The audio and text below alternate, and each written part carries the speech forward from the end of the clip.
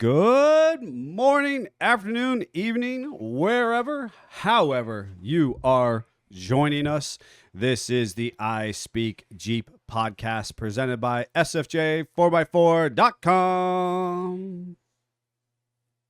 My name is Neil with SFJ4x4 Simpson Family Jeeps, and I'm joined in Grandma's Couch Studio by the admirable mad scientist Scott Brown sitting over there.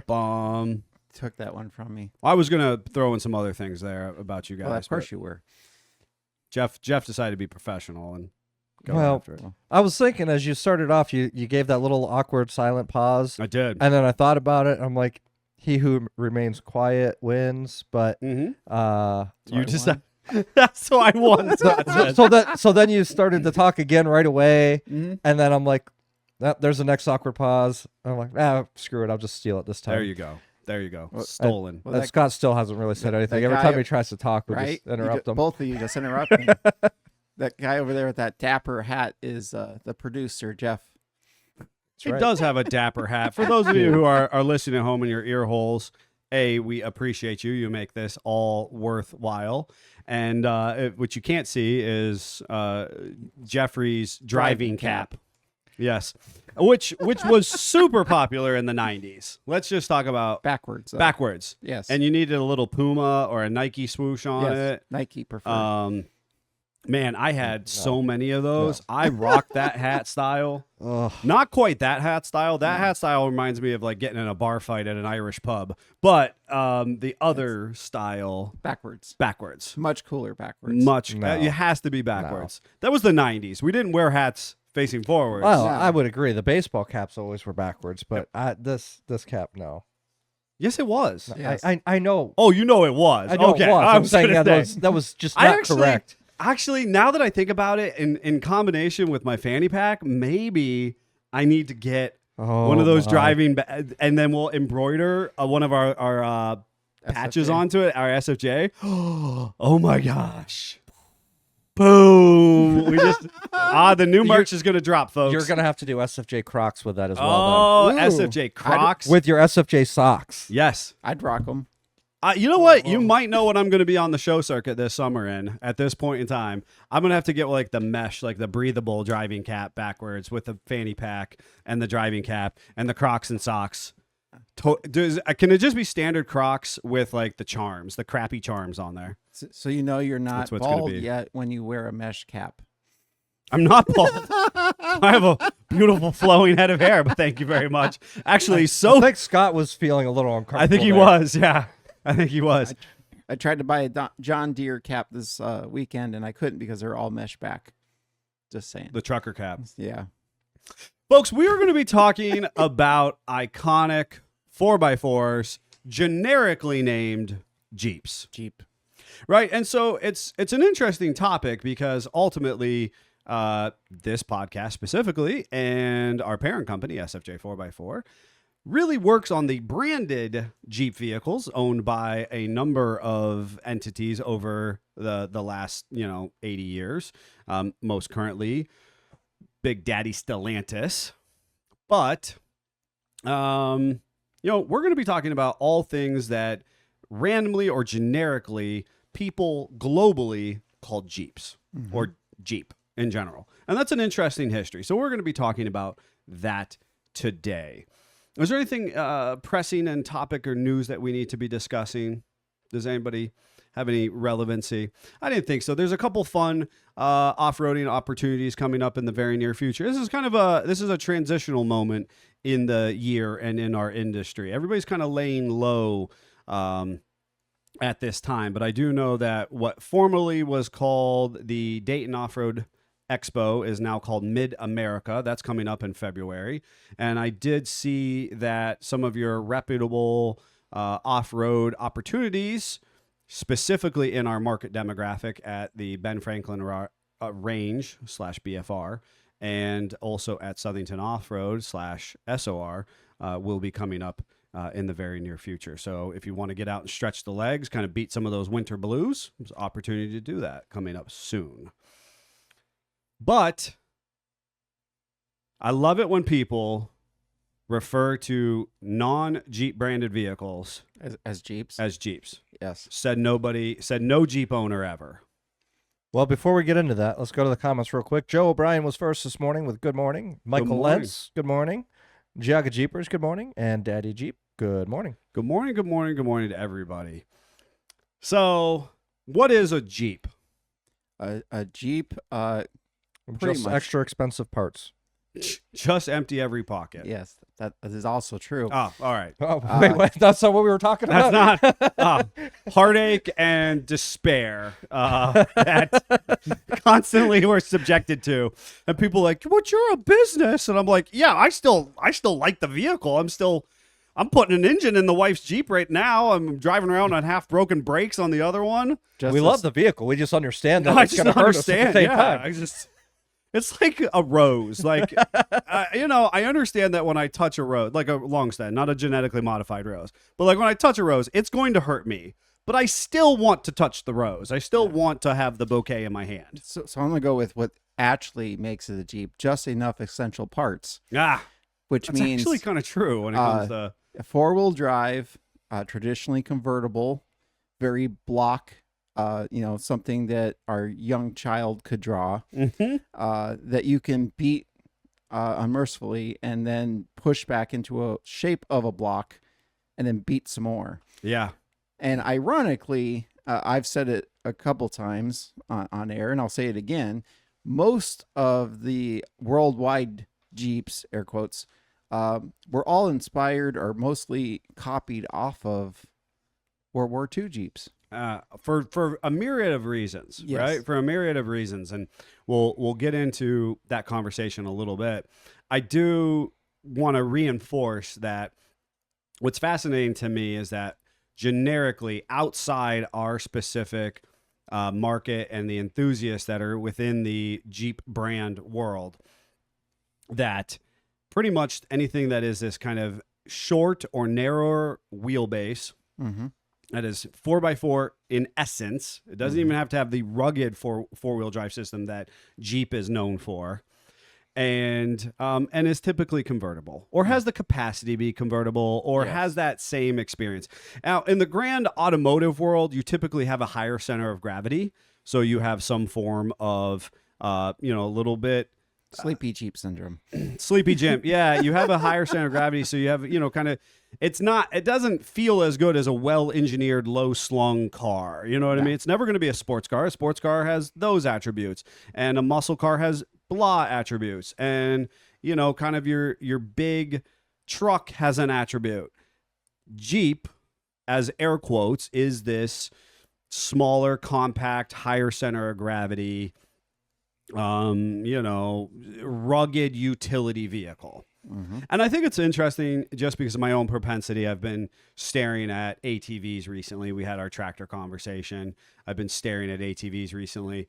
And, the idea that the ATV I think market, I know somebody that's selling one. holy cannoli. So the ATV market as a whole has a bunch of different brands, right? And they can all be categorized. They all produce something under the side-by-side market or the quad market, right? And so this idea, and then you obviously have your two-wheelers and dirt bikes. You get these general design elements. And that is what ultimately our Wrangler platforms realistically are. And then by extension, you have these competing brands that have similar design elements. And what I love about our specific line and why I think our base loves it is because it is actually very rugged. And I'm going to just contrast it to a Geo Tracker, right? I'm going to take a moment and talk about the Geo Tracker because that was, for the most awkward moment of my high school experience, what people, as I showed up in this built 87 Wrangler where I swapped the motor and I had 35s at a time when 35s were 40s. And, I had all the KC lights because obviously I was scared of the dark and all these things. And I had Beats. And then this Geo Tracker would show up kind of next and be like, oh, there's a couple Jeeps in the parking lot. And I'm like, no, there is one Jeep, and the Geo Tracker, simply by default of having a narrow, short wheelbase, and was sort of four-wheel drive, people called it a Jeep. And the thing is, they're actually built so very differently. We have full frame, we have a full four-wheel drive system, we have solid axles front and rear, and those are some of the things that set our brand apart. And that's kind of why I was thinking about ATVs. There are better ATVs than others, you know? My question to you is, you bring up locally in the U.S. some of the ones that are like that. What about worldwide, the ones that are designed based off of World War II Jeeps, such as Willys in the UK? You've got the Mahindra in India. So I think the first one you got to start with that I've always kind of chuckled with the story is Get them. Get them. Land Rover. Get them. Yeah. I see you, Britain, 19, and your red coats. 1940 I'm not to offend anybody globally. Oh, jeez. No, I don't just care. So anyway, Jeff threw his paperwork. The episode's over. We're done. I'm coming for you. The British. I don't even know what accent that was. Why? I see the whites of the Land Rover's eyes. so Land Rover in 1947. Can you try that accent again? I No. really want to know what that was. It was a combination of Pennsylvania Dutch and Scottish. I was going to say, it kind of had a little Scottish flair to it, but not quite. Definitely an angry Pennsylvania Dutch Scottish gentleman who's angry at the Land Rover. Now that we've offended everyone. So anyway, and Remember that time? Have we offended Antarctica yet? Because I want a listener down there. Screw Antarctica for not listening to us yet. so anyway, we'll put this back on the rails. Land That's too Rover far gone. in 1947, the prototype was literally built on a Jeep chassis and axles. Huh. Literally put on a Jeep chassis and They axles. just formed some body lines. They're just around like, this is really this already works over this here. is rusty and aluminum's better. So we're just going to throw the body away. Okay, well there you go. You hit the nail on the head, and people who are listening at home might not understand that is largely an aluminum body at that point. Yes. And that is in the 40. We're talking about 1947. America's not doing that. No. We're not doing aluminum bodies on vehicles with regularity. The other thing I thought was really kind of funny is the paint on the original OG Land Rovers was surplus paint from the planes. Yes. Which yes. is, how much Jeep can you get? How? Yeah. Right. Yeah. How you? Oh, we have this random part laying around. Let's just put it on our vehicle. Oh, without question. Without question. And I do think that it was in part under pseudo military contract as well that they did Yes. this. Yeah. Bill, we And- just got called out by my wife.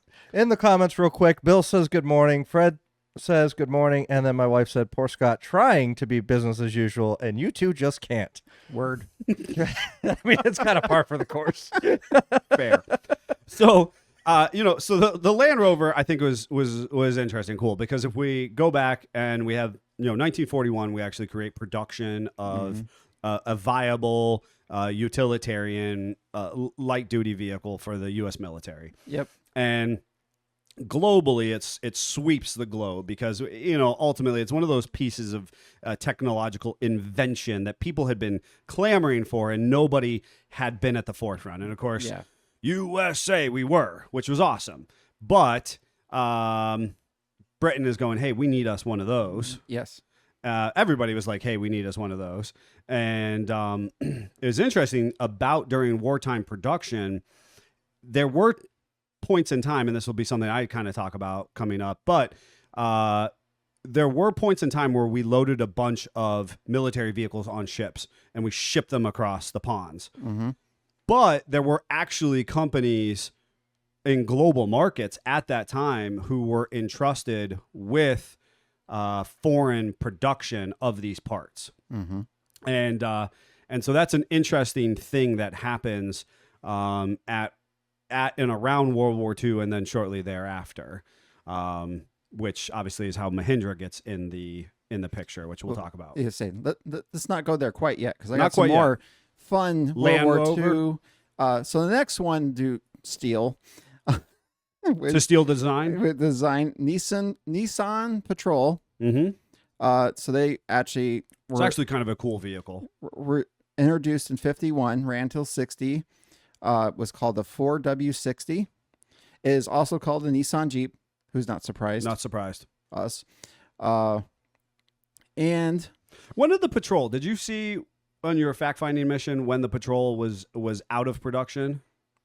I just just worried about the first one. So 51 to 60 for the very first Patrol. Okay. I thought the Patrol ran through the 90s. Jeffrey, you're on that one. I will juggle. So then we also go into the Land Cruiser, Toyota, 51 also. It was developed off a captured Bantam GP or Willys MB, which we know is a big difference. Wikipedia does not. And Willys, it was so Jeep-like. Willys got butthurt in 1954 and was like, hey, that looks too much like a Jeep. Right.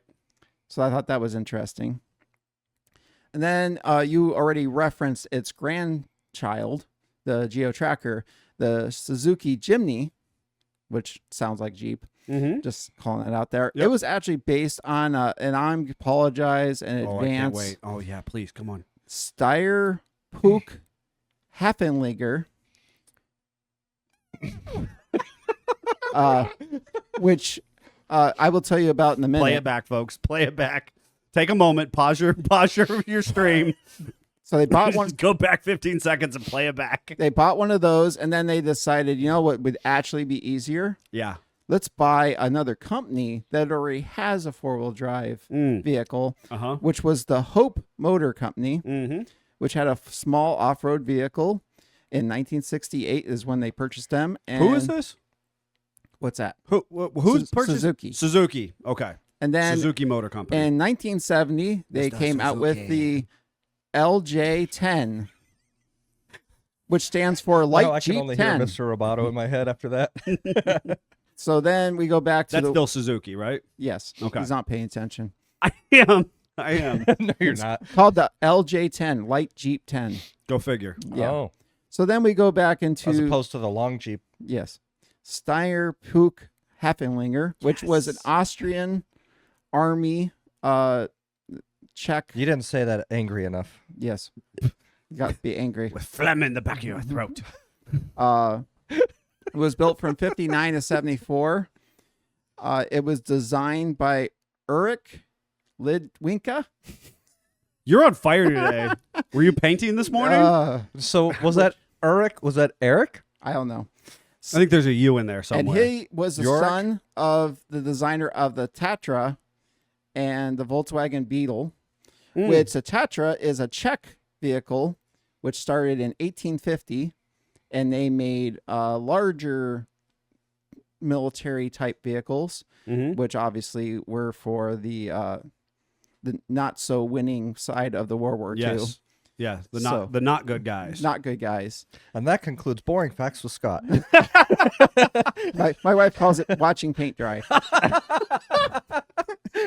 So there's a bunch of people between the 40s and the early 60s who run out and try to make a light duty short Yes, and they wheelbase either four-wheel drive. Copy off the German design-ish, Czech, whatever, or the USA design. So the two actually functioning four-wheel drives that shot at each other during World War II pretty much set the precedence of design for That's the a good next couple summary. years. That's a good summary. So, back to the Nissan.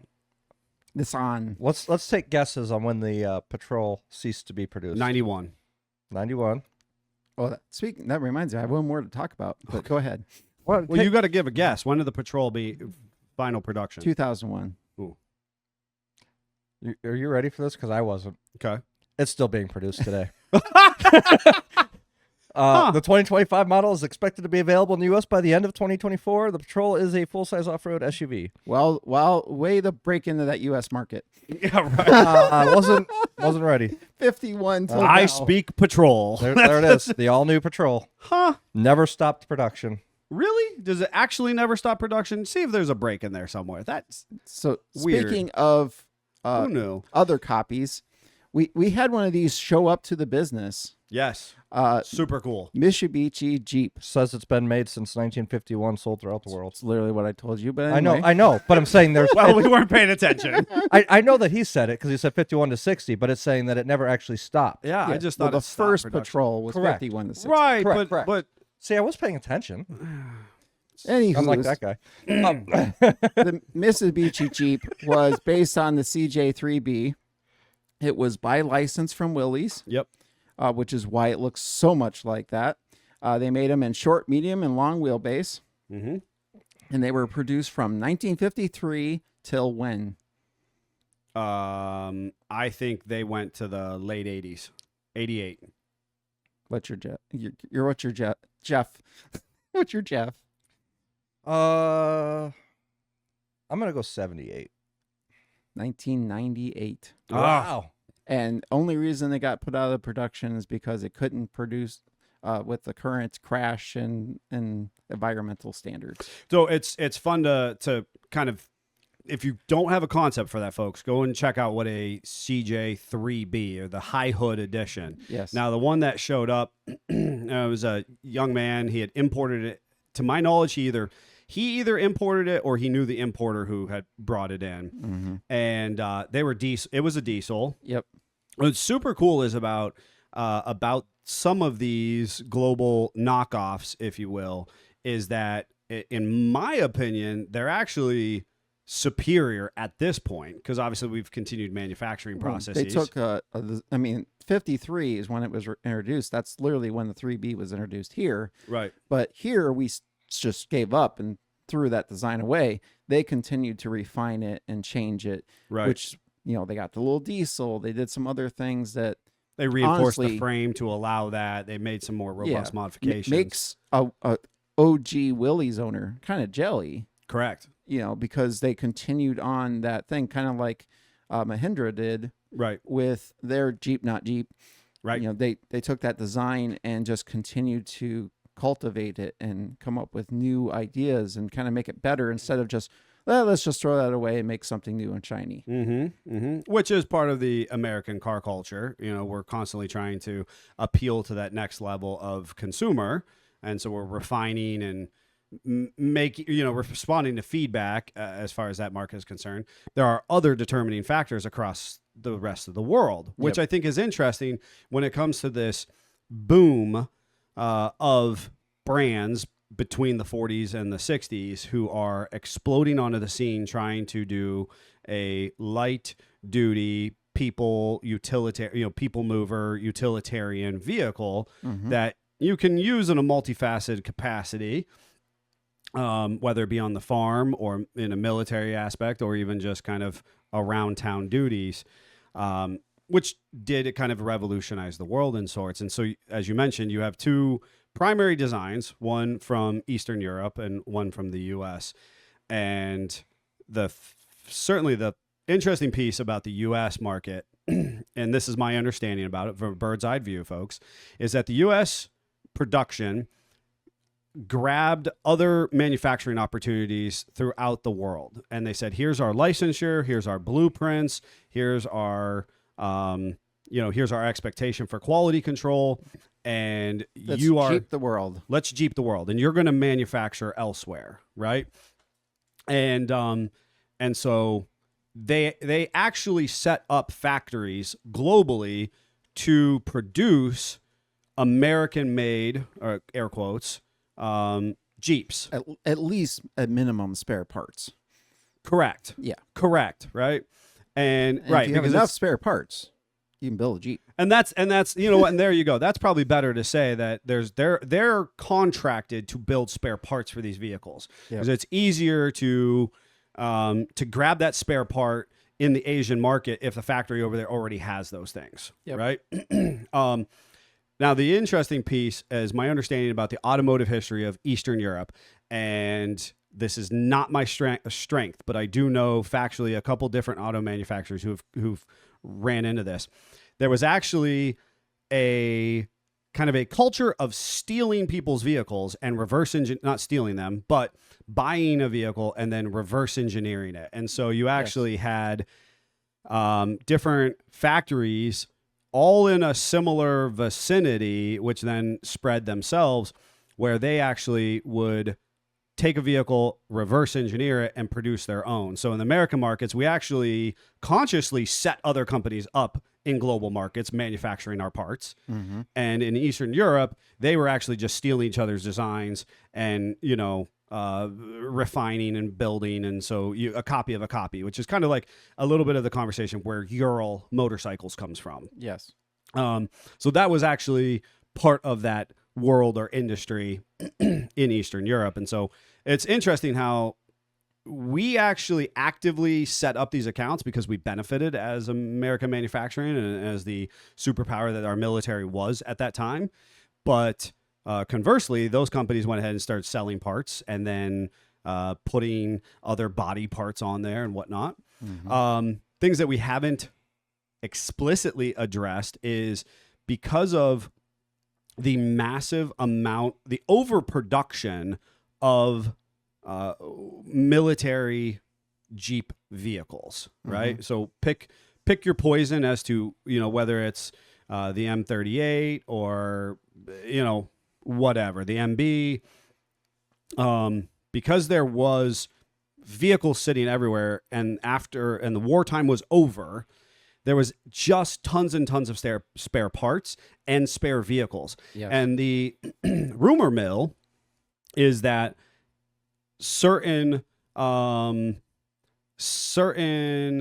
suppliers or certain warehouses of parts were actually dumped into the ocean. I think we've all reasonably heard we've that seen one. Pictures of reefs, Right. being built by World War II Jeeps. Correct. That there was such an overproduction, and they were in certain areas that it actually just made more sense to dump all these vehicles off the side of the boat, as opposed to transporting them home or allowing them to fall in other people's hands. But then there were factually areas where we just abandoned thousands of vehicles and spare parts and Hundreds stuff. of thousands. Speaking of, and just because you want me to say the word one more time, the Steyr-Puch Heffenlinger. Why He's they so good at it now. I know, why but they I still created- wasn't angry. Why they created those is literally the Austrian army had a whole plethora of surplus U.S. MBs and GPWs, and they were getting a little long in the tooth by the 50s. So that's literally why they designed. Let's see that. I want him to try to read this off. No. Yeah. No. You gotta do Absolutely the- not. I'm not even Not gonna even try. with the accent. No, I God, no. love your accent. No, God, no. So, what's interesting So is so close.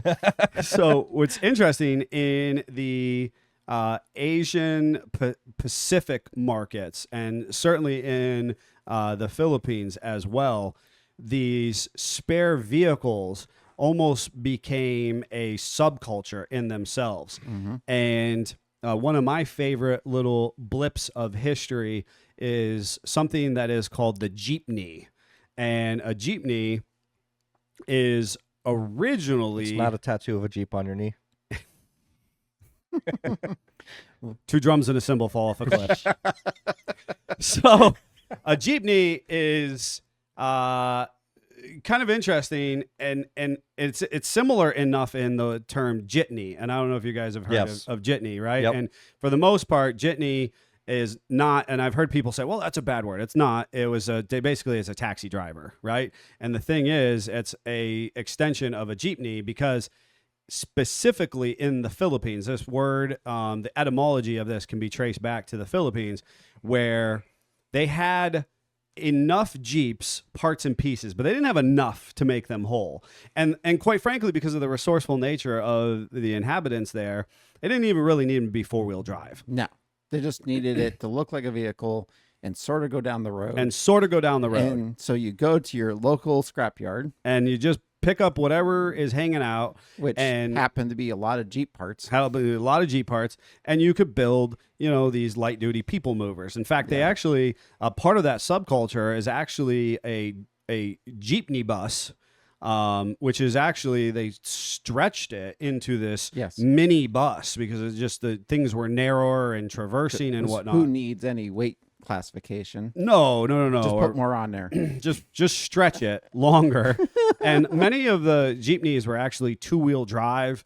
They had design elements that were of more luxury class vehicles, maybe big high fenders or funny looking hoods or sort. But ultimately they were all made out of Jeep spare parts because, again, in those Pacific markets, after the war was over, we just exodused and we left all of that tech certainly the Jeeps were considered a disposable item, right? We Yeah. probably took our highest ranking war items with us, but realistically, Jeeps might as well have been a disposable The wrapper of your transportation burger. to get them back after they've been assembled overseas was more than it was worth. Well, like Correct. They crated them over, so it was easy Yes. that getting them there. Well, like I said before, the expected life expectancy of a World War II Jeep was 6 months. So the fact that in the 50s they were still pushing them into the shape of a Jeep and beating on them is amazing compared to what the expectation was. Right. And I think it's cool is that jeepney culture has actually continued almost as a subculture to realistically to this day. It is literally like a big pride thing at this point. Yes. They have parades, and the amount of, I apologize, but crap they put on these vehicles to go down the road. You're like, how are the tires holding air? Yeah. It's There's- fascinating. There's a lot of stuff on there. It's fascinating. And you know, at this point in time, 60, 80 years removed, I suppose, from the original, quarter ton military vehicle Yeah. to what the subculture has become is fascinating to see what effect our original brand and manufacturing processes have had, because quite frankly, we're all about off-roading and expensive overland camping and trail riding and kind of this rugged individualism that our brand represents. But in other parts of the world, sometimes it's just A to B and agricultural purposes, and certainly in these regions, it's a pride, it's a subculture, it's kind of like lowriders, and kind of interesting there. I think it's fun as we move around, and those of you who know I'm kind of excited. I have purchased a Mahindra tractor. I did so sort of intentionally, and that is because Mahindra actually was one of those companies who was tasked with manufacturing wartime automotive parts for our original military vehicles in the 40s and early 50s. So much so that through, whatever it was, and I don't exactly know what the name of that company was at that time, and I do think it was Mahindra something or other. They actually had the full rights or blueprints to more or less a CJ2A of sorts. Yeah. And I don't exactly know which one it was they had. Which we've talked about before. Dana, India, has continued that production of the axles that are pretty Willy-esque design, which is what current Mahindra not Jeep. Right. So that was the thing. Mahindra and Muhammad. Okay. That was the original name in That was the name in the 1945 when they Okay. were founded. Perfect. And they were, tasked with manufacturing these vehicles. And I think it was around 17, and don't quote me on that the Mahindra Roxor Yes. was released for U.S. markets. And realistically, the Roxor, at that time of its initial release, was a spitting image of a CJ2A, more or less. But it was improved upon in every way, shape, and form that you could possibly imagine. Yep. It is just hands down one of the coolest vehicles within that light duty class you could find. And for a moment, the Willys people were upset, and then they realized they could use parts from them to make their vehicles better. And then suddenly it was like this, well, I don't like it, but I'm going to totally steal the axles from that and Yes. put it underneath my old Oh, school you can Willys. give me an engineered diesel engine right out of the box that Yeah. fits within my little, Engine frame compartment? rails and engine compartment? I do want to add another interesting fact about Mahindra. So Muhammad left in 1947 to become Pakistan's first finance minister. So it became Mahindra and Mahindra in 1947. There we go. 1947 is when they started producing the Willys. So they had to kick out the finance guy first to be able to do it. Well, just kind of Seems par for the reasonable course to for me. Jeep. Seems reasonable to me. we got to lose all rationale and just empty every pocket. Get rid of the guy who actually wants to keep us grounded, and Yes. let's just go after fun and intangible things. Yeah, and so I like, and they maintained, I mean, arguably, Mahindra as a whole, I think, was relatively not a household name up until very recently. Well, 56 is when they first went public. Okay. 61 is when they joined the International Harvester to manufacture tractors. Mm-hmm. 61.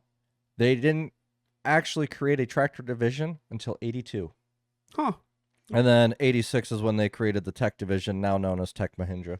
So I think what's interesting about them as a whole is they've just kind of maintained a low profile globally while still keeping a degree of high quality expectation. And so they today, it's interesting. I know I fielded a call from a customer recently who was dealing with another off-road business, and this off-road business said, hey, we build these axles. Now, I'm not 100% certain how that conversation went down because I was not privy to it, but the customer told me that this off-road company says, hey, these are our in-house axles, right? That this is a stateside company, Montana, Wyoming, something to that effect, and said, hey, these are our in-house axles, and they fit in your CJ narrow track axles. And customers like, cool, I will buy them. And they show up and they actually don't fit through the hub hole, so the spindle hub hole on your CJ front Dana 30. And so the customer was upset. He's like, well, he didn't want to take it off at the ball joints, install the axle shaft, and he couldn't quite understand why, if these were made for his CJ front axle, why they would not fit through the spindle hub bore.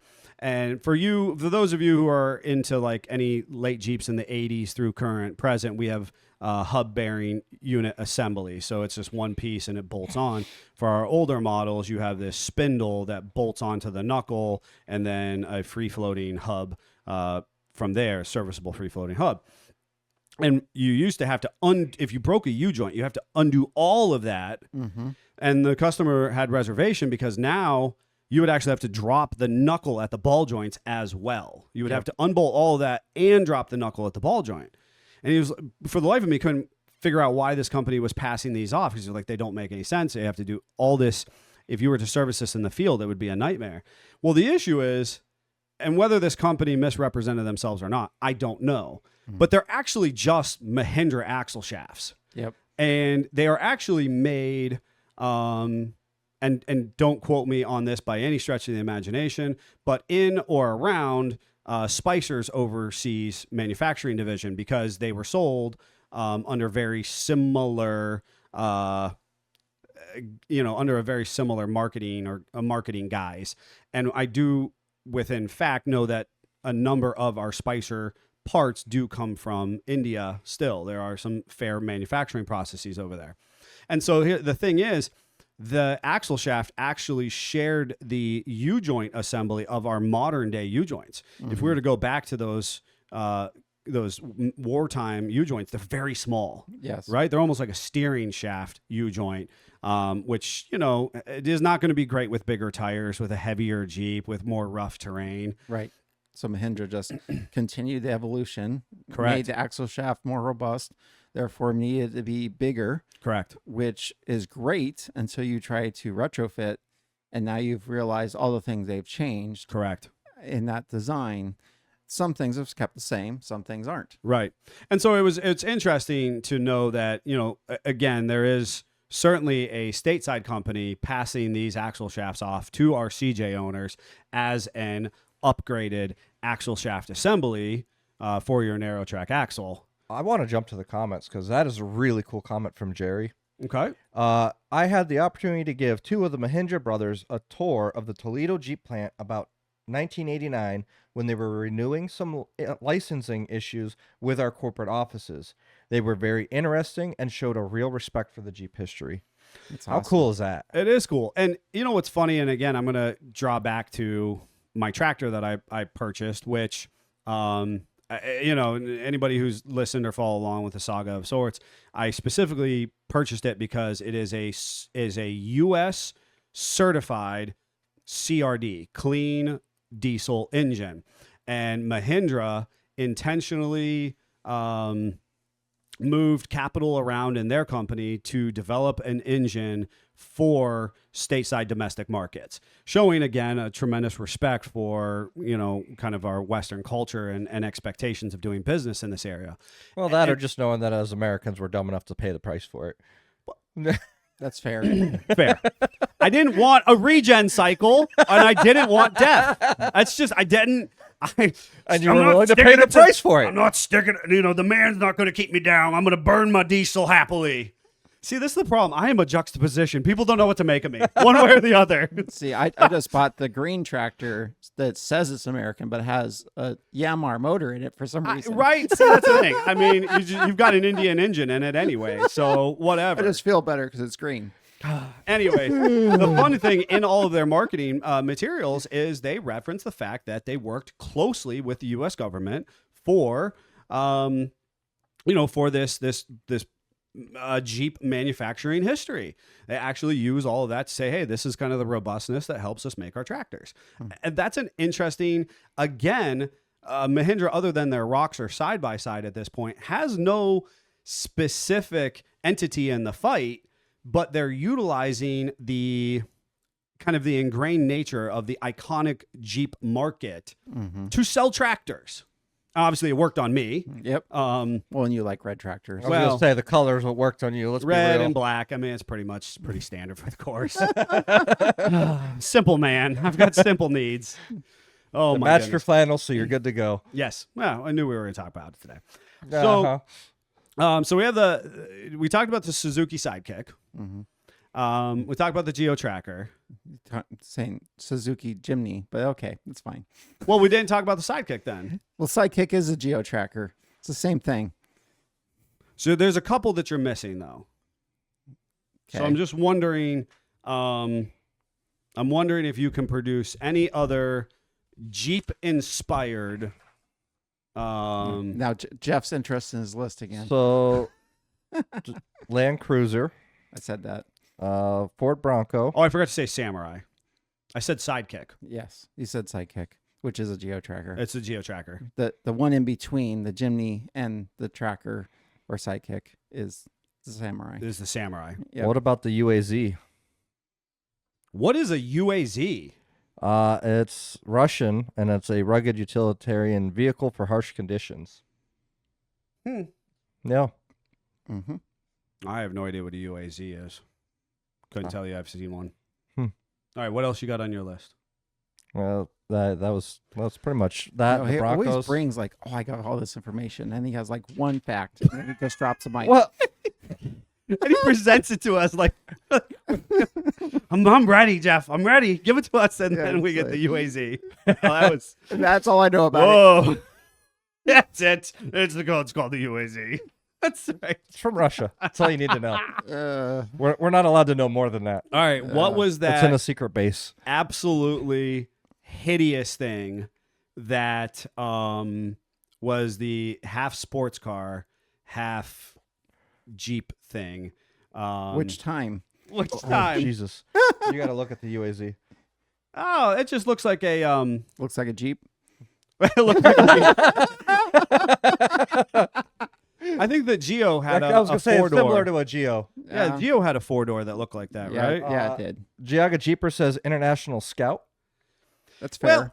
So it's interesting to talk about our domestic markets, and we get into the Scout and the Bronco, right? Which in our noodling on this episode, we did. Ooh, the 90s UAZ is really Jeep inspired.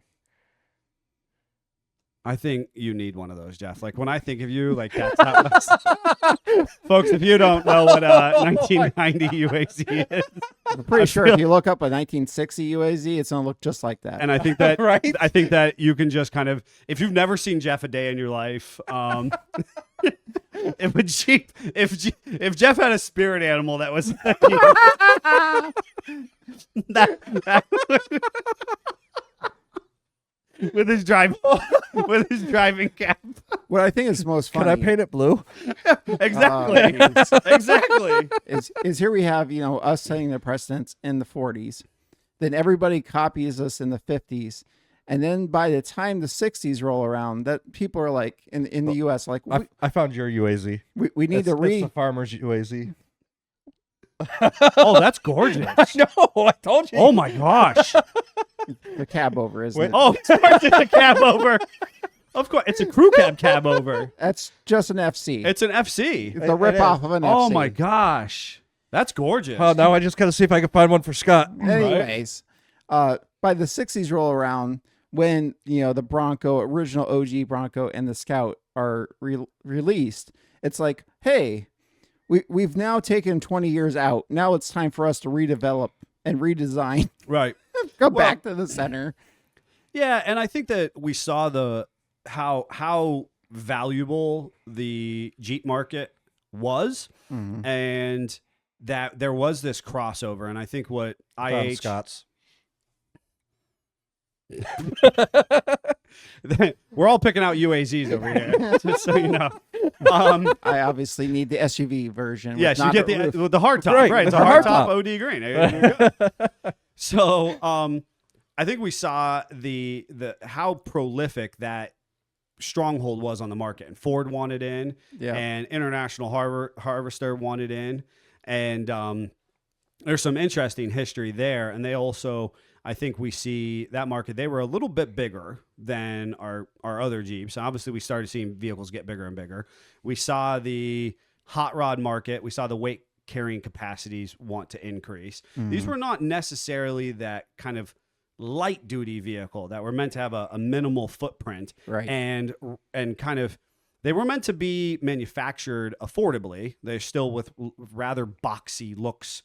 Right? Because that's a big piece that we haven't totally expanded upon is the fact that these were really rude designs. Well, I said it was like what your 3-year-old would draw. It is. And I think that's what had mass world appeal because you just had a straight enough body panel that you didn't have to be a master metal worker to create the cladding for this. Nope. You just kind of had to shape it into a box that didn't look like a Willys. Yeah, You sheet know? metal comes as a flat sheet. You just kind of cut out shapes and tack them together. There you go. Yep. And because they were not really big, monster powerhouses, you didn't have to have a great cooling system. It could really just kind of be a shoebox on wheels. Because as long as you did some very basic things as far as letting fresh air in and basic cooling, they just kind of worked, right? Well, and really until the Bronco and the Scout kind of came around, and Bronco immediately sticks a 289 V8 in theirs and that kind of stuff, and Jeep kind of had to sit back and go, oh, right, maybe I should put a V8 in my yes Jeep oriented vehicle, which is then when everyone started to roll them over and go figure. off themselves, but and roll bars were needed. Yes. But that's kind of what set the precedence of that. It was a next evolution of sorts of, we took it from the little simple 4-cylinder that you just kind of hit with your hammer and use your channel locks to make it run to, okay, now we're actually going to get some performance. Now we're going to change up a little bit the design. And I think it's interesting is that we do see specifically Jeep, and I'm going to give a little bit of credit to the OG Broncos at that point. We do see them kind of push the industry forward, whereas many of these other iconic Jeep-esque vehicles, they didn't really progress anymore in their rugged nature or in their performance. They kind of maintained this degree of simplicity, More ease like a of tractor. manufacturing. Yeah, and I think that met the needs of those global markets. Mm-hmm. But lost appeal among Western markets, right? And so the relevancy. We need our shiny ball. We do need our shiny new ball, new body lines. And as Bill put it, more power. 100%, And I think that's why everybody gravitates to the Roxor when it's released. Why there is a population of people who are diehards who initially are like, I want everything to do with that Roxor. Honestly, one of the people who kind of swayed my opinion was Rick Payway. We were having a conversation about it, and he is like, I want everything to do with a Roxor. Whereas I was kind of on the fence. I was kind of like, I'm a Jeep purist, and if I don't have my, clattering 134 and crappy axles, then so be it, Yeah. And there was a number of people who were in the industry who was like, nope, give me all of that tech under there and clad it in a pick your vintage body that you like and let it rip. And we were out at SEMA a few years ago, and I don't exactly know which one it was, but I was perusing the selections, and there was the most spectacular patinaed CJ vehicle. It had all the right accoutrements as far as ropes and shovels and rag tops and nice, canvas seats. And it had a Bellevue winch on the front of it, which would be period correct for a flat fender of sorts. Not perfectly period correct, but correct enough. Had a Bellevue winch on it. And so I loved it. It had appeal to me because, of course, I love anything that's cheap and just half pulled out of a farmer's field. But the more you started to look into it, it actually was all sitting on a modern day Roxor chassis. Frame, axles, transmission, transfer case, diesel engine, the whole shooting match. Somebody had reskinned in the most period correct fashion possible a Mahindra Roxor.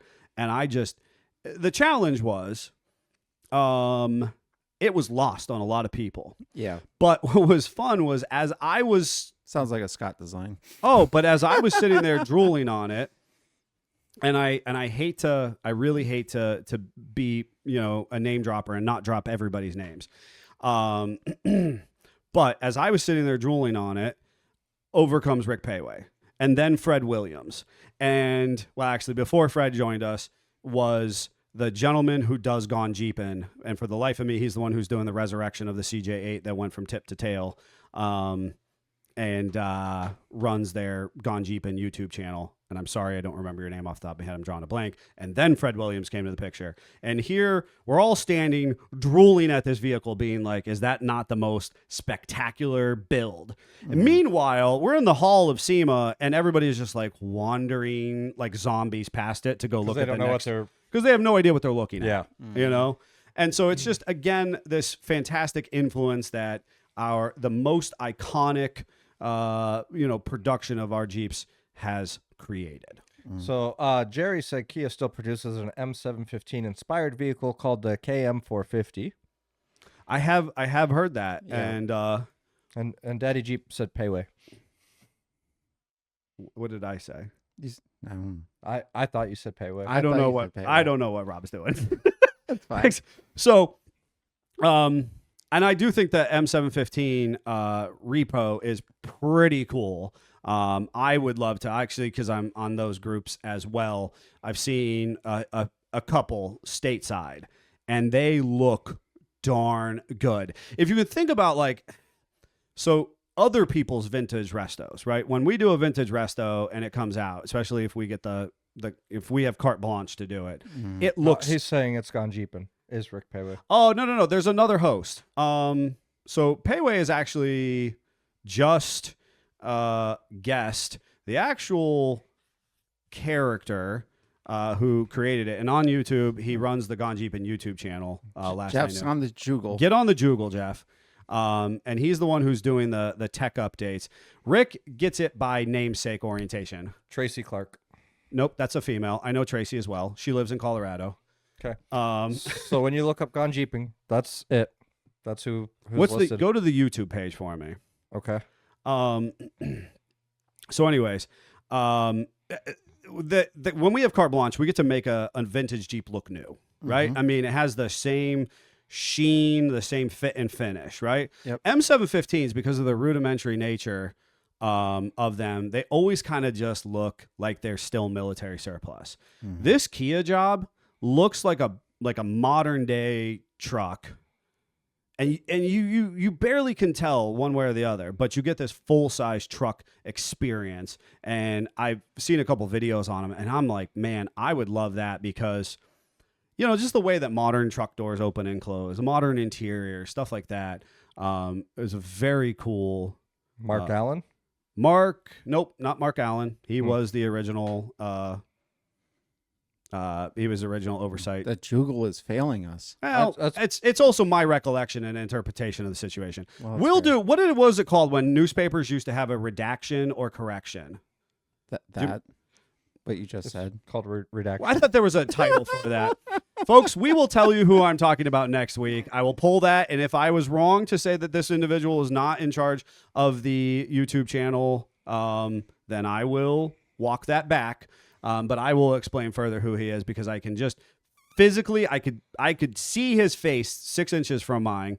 And for the life of me, I cannot produce his name offhand. And I've watched a lot of his videos because he's resurrecting one of the original CJ8s that went from that crossed the Panama Canal, or the Panama, whatever that was called.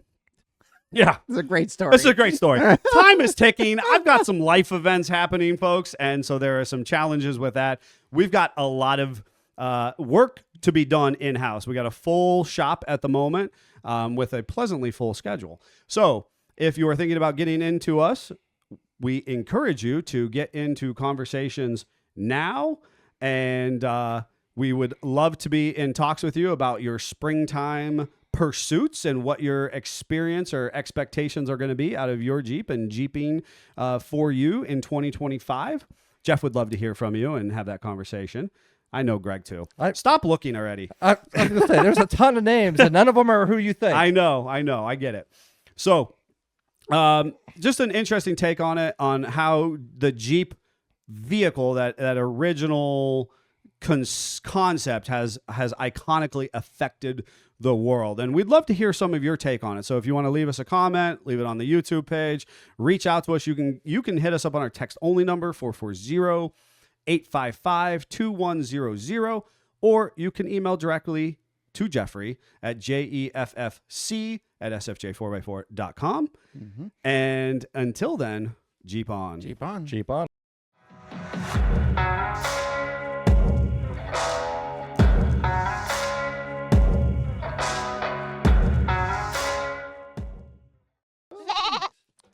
There's Good Neil catch. trying to run out of the studio. I don't think it's working very well. No, He just about face planted into the door there. he did catch his water bottle though. Yeah. It was, Kudos to that. yeah, it was a good catch. So, we will try not to ruin the episode right at the end here. The train wreck has begun. Yes. So, what I did over the weekend is on Saturday I actually took the day off for personal mind veg reasons, but I decided to take my John Deere and put the forks on it, go out, and I have been building a weight box. So I've had this metal box since I was living at my parents' house when I owned a 66 J2000 pickup truck that this came in the bed of it. And originally I wanted to use this as a toolbox in that. And because I'm a hoarder, the truck's been gone forever and everything else. This has been languishing behind my garage forever. Still with some AMC motor parts in there because, can't completely get rid of those. Those are the weights at this point, right? Well, actually, no. So I cleaned it all out and I made a frame for it to sit on that attaches to the 3-point.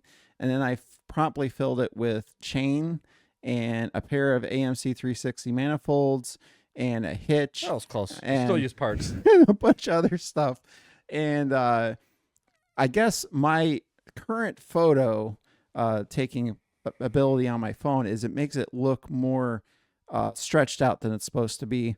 So I posted a couple pictures on this homemade attachment group that I'm on now because 6 weeks with the tractor, and they all lost their minds. And they're like, you're going to break your 3-point. That's out too far from the behind the tractor.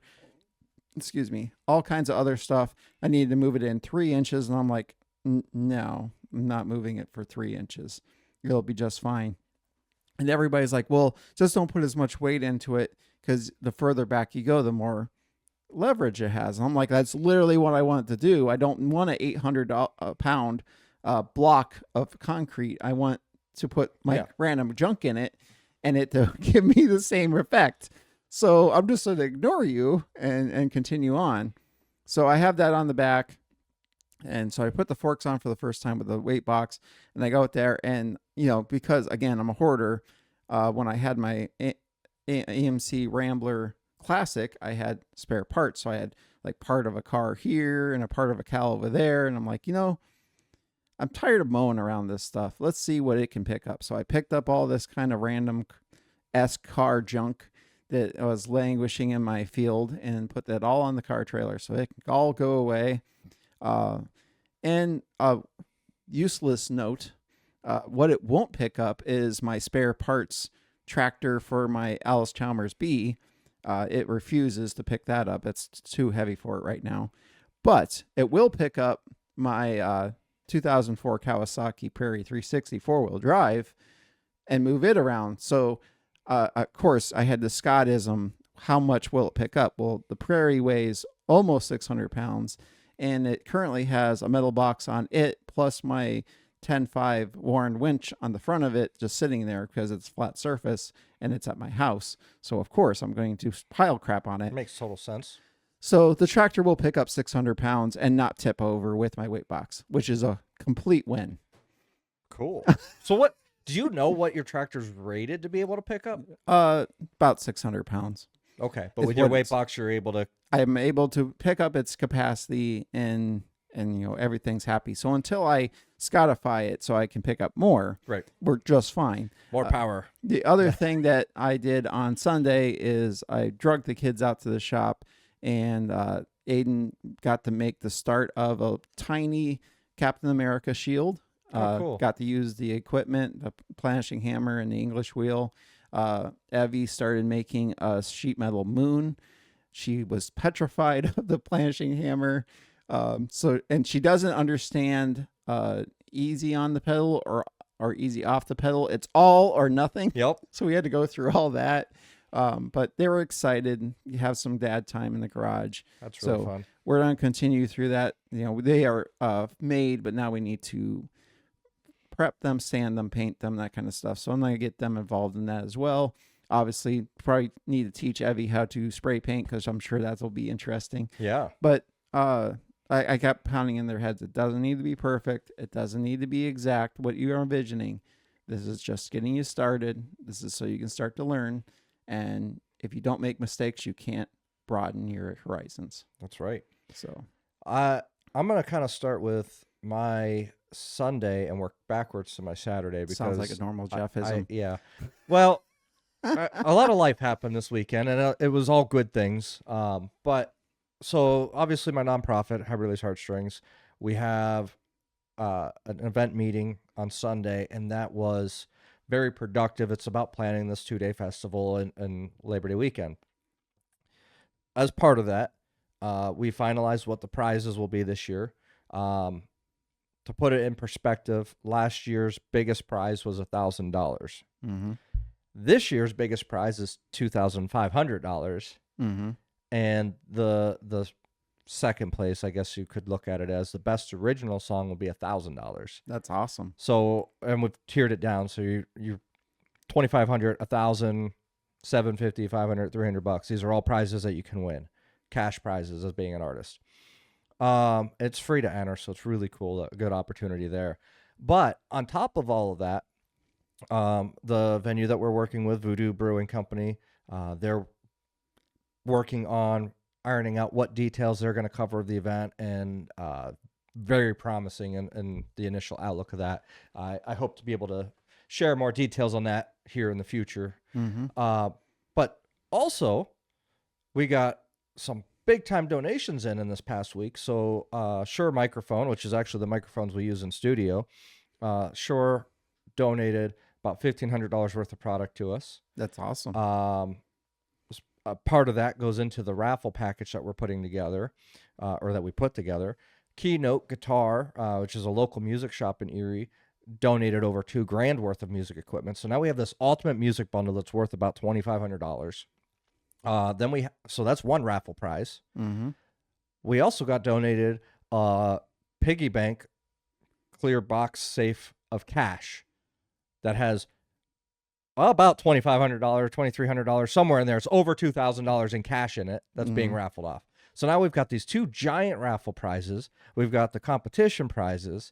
This event is just going to be massive. So on this raffle, is it something that you need to be there and buy a ticket for? Or is it something that you can buy and you hope to be there? Or how's it work? So the raffle part, you don't have to be present to win. We're going to start selling tickets very soon. Online or? In person. You'll have to buy it from one of our reps.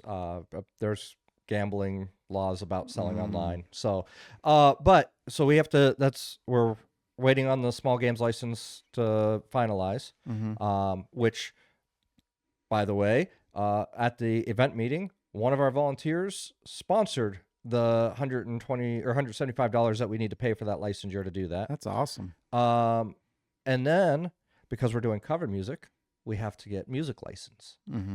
Well, that's going to cost us about $1,500. Another one of our volunteers was like, I got you. And actually, it's a Jeep fan, a fanatic, one of our Jeepers, Julie Gould, and she's one of our volunteers. So she put up the $1,500 for the music license. So we got those donations at the meeting. Plus, we got the donations for the raffles all put together. So it's just really shaping up. The raffles, the way they're going to work, as soon as that license comes in, we'll start selling the tickets. You'll be able to buy it from any of our representatives in the organization, or at the event. If you come to the event, you can buy them there, depending on how many are left. But we're going to sell $10 a ticket, only 2,000 tickets per raffle. Oh, okay. So really good chances to win at reasonable prices. That's awesome. It's crazy how big this event is growing and how fun it's going to be. So yeah, it's all good things. Obviously, a lot of work goes into that, and I got to keep working at it. It's when I'm not here, pretty much doing nonprofit things. We also got instrument donations, so we got another guitar donated and another keyboard donated. Well, we did do something else. Well, yeah, and then last week we also got a saxophone donated too. Oh, that's awesome. That was from one of our customers here and listeners on the show. That's awesome. So that was really cool, and I appreciate that. So shop-wise, on Saturday, my Jeep needed to be serviced. It was making some grindy noises. It was contesting the 1-ton useness. Yeah, my gas mileage was getting really, really bad. So You're down to almost JK level, I think. I think I was below JK level. Oh, that's bad. Yeah, it was bad. So maybe real TJ bad. level. It was, yeah. My average gas mileage was down to about 10 to 12. Oh, you were TJ level. It was not good. Almost YJ level. So, we tore it apart, checked out the bearings. Both carrier bearings were a little grindy. Angry. They were upset. They were ready to be changed. The pinion bearing, we pulled the race off, and the race is like, this looks like a used race, not terrible. And then you start looking at the bearings, and they're all pitted all the way around. It's like, that's part of the problem. Jacked them. So, all the bearings needed to be replaced. Obviously, we did the outer bearings and everything as well, and the seals. But also, on top of that, my parking brakes were starting to seize up, and so there was that too. So I had parking brake grind, I had wheel bearing grind. I can't figure out why my gas mileage was so low. Me neither. And it's funny because Greg obviously helped do all this, and he couldn't believe the amount of wear on the bearings. He's like, I don't understand. I said, Greg, I've got 77,000 miles on this. He's like, yeah, but still. I'm like, I use it like a 3/4 ton or 1-ton pickup truck. Right. I've abused this thing. The fact that that's all we're finding, I'm kind of happy right now. It's all good. So that was the weekend in a nutshell.